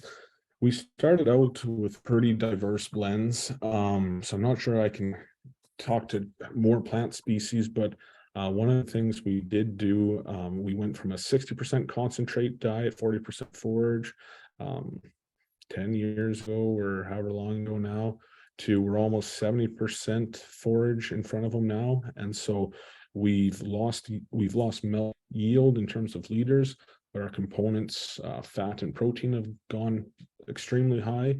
And so when you put it over kgs of butter fat per cow per day, we're higher now. You get paid on kgs of butter fat, so more profitable now.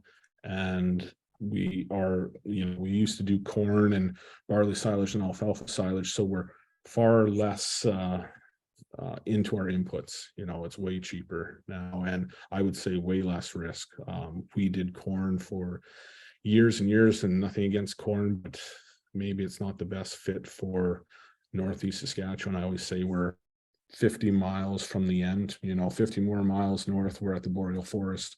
And so it wasn't a good fit for us. We reduced our risk, and we're far more profitable now. So we're very happy with that.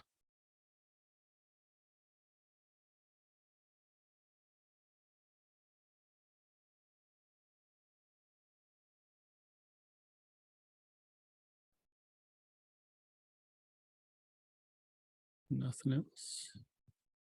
You guys did such a good job presenting. There's no questions. Everybody's sleeping. We did go 2 hours, so. Yeah. If you wanted to up the energy in your rations, Paul, what would you do? Or you just worry about protein pretty much? Well, you have to be cognizant of energy as well. Problem is I don't think there's very good measuring technique or method, because we are dealing with more than just starch, which is conventionally the big thing everyone looks at, but now you have to take into account digestibilities, sugars, all this other stuff. So that's why TDN and milk per ton and stuff like that wasn't necessarily things that we ever used to look at, because it was just starch, protein. It was easy, now you have to start looking at those formulas that take more things into account. And if you wanted to up them, your cereals will up them, but your things like even cutting earlier will up your energy significantly, and that's your sugars and digestibilities driving that. And yeah, you can get very hot silage when it's not represented on paper, and you have to I think Dieter said it best in Edmonton, maybe slide the laptop aside and kind of figure out how good of a herdsman you are and watch the cows, because it's can't exactly test or trust those analysis the same as we used to be able to. Avery, you got a question there?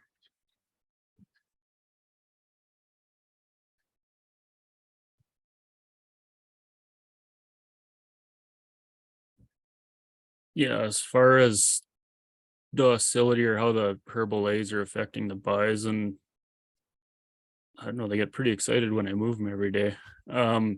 I haven't done rates of gain on my animals before, but this year was the first year that I've backgrounded heifers, just due to the drought in 21, and my heifers were just put out with my cow herd.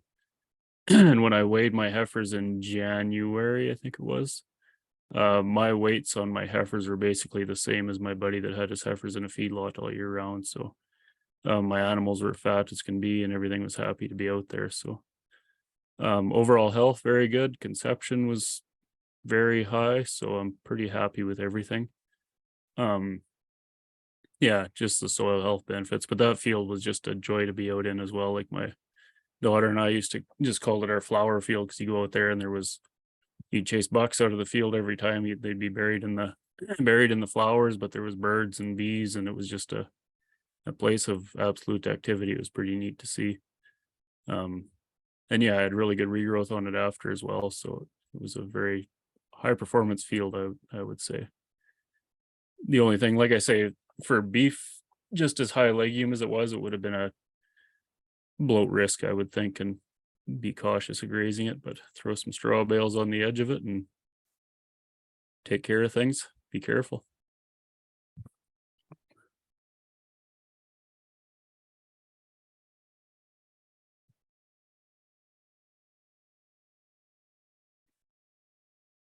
Oh. So another question there is, what are you seeing for regrowth on herbola blends and when trampling that much?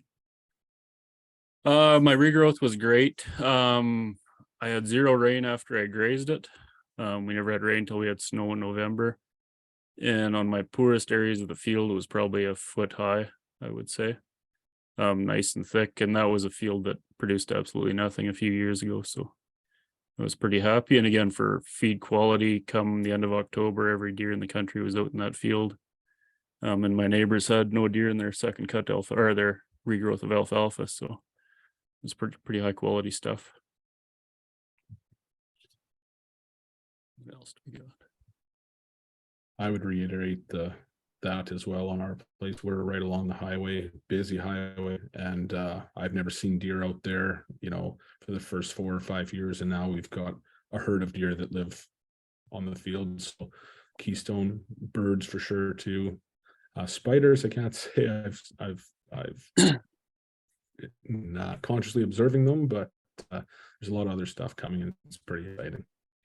Yeah, I've seen a lot of bugs and different things that I never would have saw a few years ago as far as predator insects. As far as keystone species of birds, I don't know if they're keystones, but I've got a few new species show up on the farm in the last few years. We've had summer students that when they go in the fields, they look at them. They're kind of watching where they walk in the cover crops because there's so many insects and bugs and stuff like that versus our monocrops. So yeah, pretty fun. Yeah.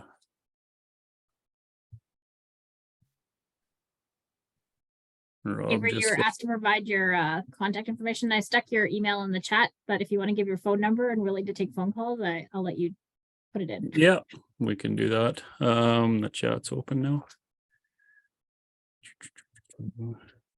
Rob, I think I know there's some stuff in the States they can use that we aren't allowed to. I'd be stretching to remember what it is. I think it was a water additive, and maybe we are allowed to use it in Canada now. There was something in the States that was allowed that we weren't.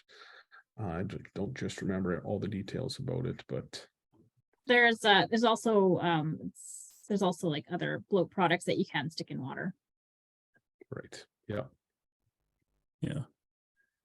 One neat thing about them species too, and just using more red clover when I was researching all of my species and different things, there's actually a compound in red clover that they're trying to synthesize to put in a feed additive in feedlots because red clover helps animals process grain better. And I forget what that compound is, but it's a neat thing to know.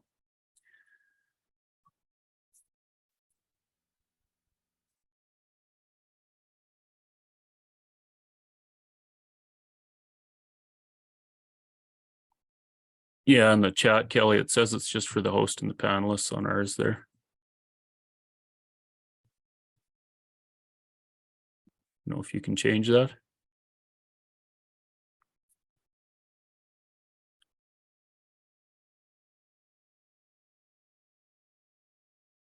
My contact information can be found on Imperial Seeds website too, I think. Or phone the office and they'll shoot you at me. It's fixed. Sorry. Okay.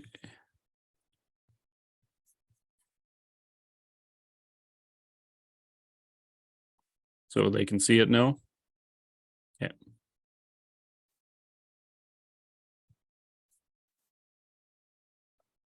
Good deal. But yeah, if people have questions, they can feel free to give me a call or an email and chat away.